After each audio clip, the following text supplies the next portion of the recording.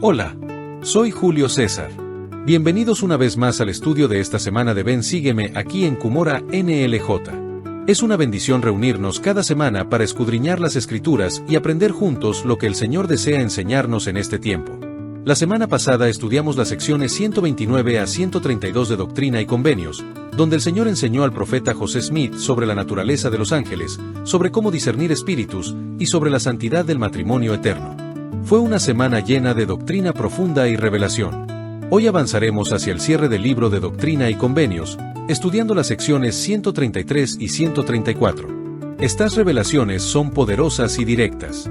Hablan sobre el recogimiento de Israel, la segunda venida del Salvador y el llamado a salir espiritualmente de Babilonia.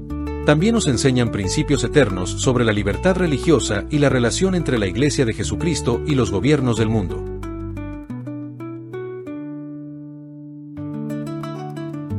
Contexto histórico.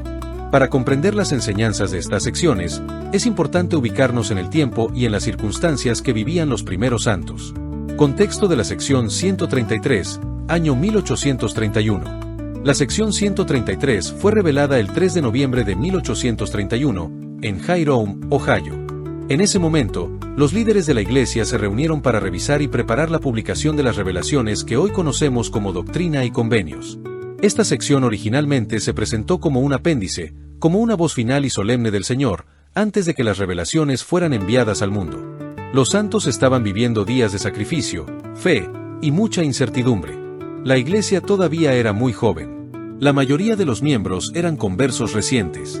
No poseían templos, no poseían estabilidad, y se estaban preparando para reunir a los fieles en Missouri, que había sido designada como la tierra de Sión. Muchos de ellos habían dejado sus hogares, granjas y negocios para seguir al Señor. Imagina por un momento cómo se sentiría dejar atrás todo lo familiar y caminar hacia lo desconocido, solo por la fe.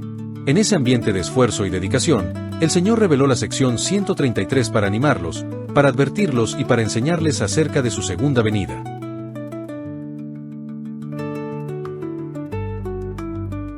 Contexto de la sección 134, año 1835. La sección 134 fue presentada en 1835, cuando los santos vivían persecuciones intensas en Missouri. Sus propiedades eran quemadas, sus familias eran expulsadas, y los líderes eran encarcelados injustamente.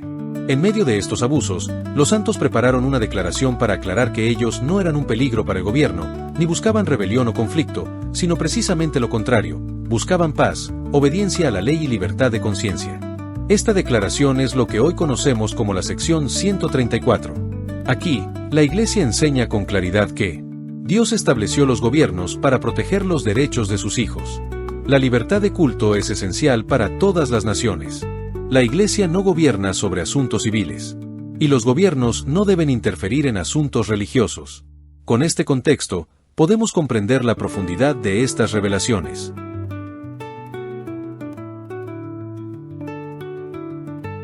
Contenido principal sección 133, el llamado a salir de Babilonia y prepararse para la segunda venida. Esta sección tiene un tono urgente. Es como si el Señor levantara su voz con poder para advertir, para invitar y para reunir a su pueblo antes de su regreso. 1. El Señor llama a todos a salir de Babilonia. Babilonia es un símbolo espiritual que representa al mundo caído, lleno de pecado, corrupción e influencias que alejan de Dios. Salir de Babilonia significa abandonar hábitos que nos alejan del Espíritu, dejar atrás luchas internas, orgullo y rencor, separarnos del ruido del mundo para vivir en santidad. El Señor invita a sus santos a ser diferentes, a destacarse por su fe y rectitud. 2. El Evangelio debe ser predicado a todas las naciones. El Señor declara que el Evangelio debe ser llevado al norte, al sur, al oriente y al occidente. No es un esfuerzo pequeño. El Evangelio debía llenar la tierra, y la Iglesia debía prepararse para ese gran recogimiento. En aquel entonces solo eran unos pocos cientos de miembros, pero el Señor ya hablaba de millones.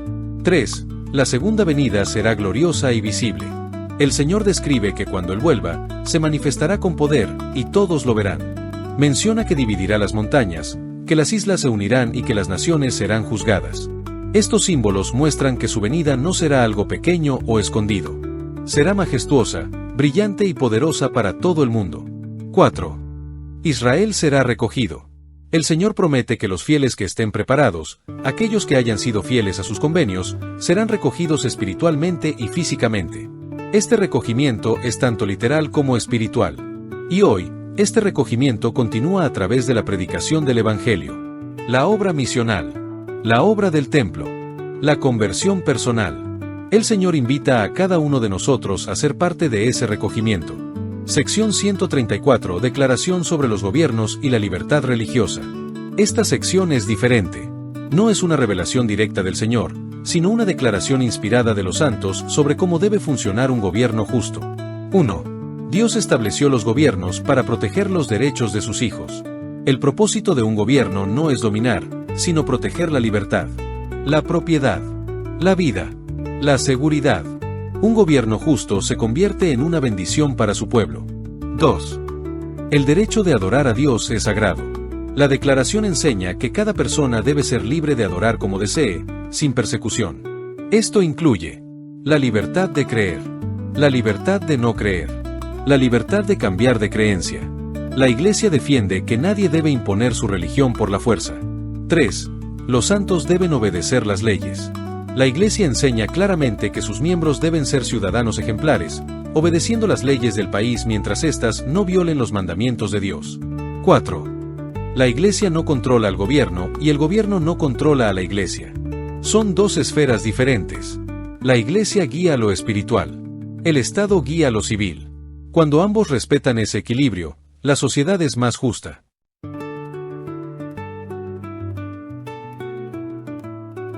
Enseñanzas clave y reflexión doctrinal. Estas secciones nos enseñan principios profundos para nuestra vida hoy. 1. Debemos apartarnos espiritualmente del mundo. No significa aislarnos, sino vivir de forma más limpia y cercana al Espíritu. 2.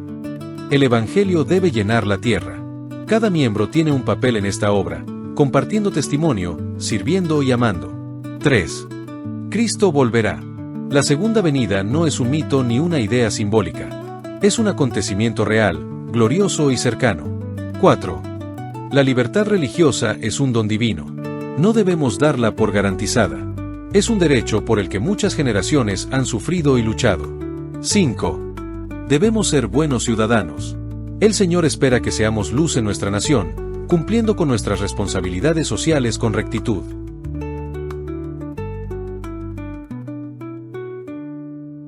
Aplicación personal y conclusión espiritual.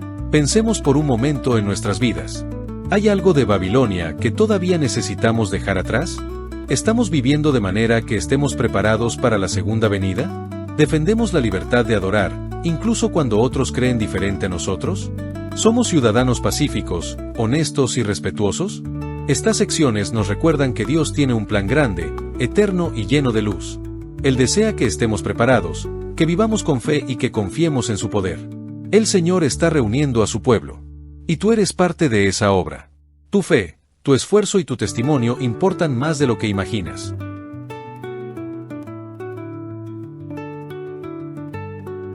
Invitación final. Si este resumen te edificó y fortaleció tu testimonio, te invito de corazón a suscribirte al canal Cumora NLJ, dejar tu me gusta y compartirlo con otros para seguir creciendo juntos en fe y conocimiento del Evangelio.